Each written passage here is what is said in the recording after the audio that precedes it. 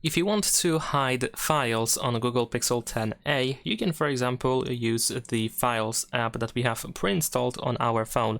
This is, of course, the file manager. In here, we can create a safe folder where we can easily hide our photos, videos, documents, audio files, and everything else.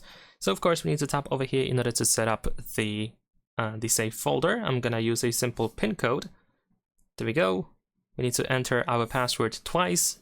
And of course, now we're gonna tap on OK. Now we can exit the safe folder because of course it is empty, and we can try to find anything that we want to hide. So in my case, I'm gonna choose images. Over here, I'm gonna select some example files that I want to hide. We're gonna use these three dots in the upper right corner, and then we have the option to move to the safe folder. So we're gonna select it.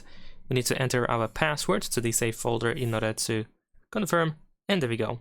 Now, if we open the save folder, we should be able to find our hidden files. That is pretty much it. And of course, if you want to unhide them, if you want to stop hiding them, you can of course select them again, tap on these three dots in the upper right corner again, and then we have move out of save folder. Leave a like and subscribe.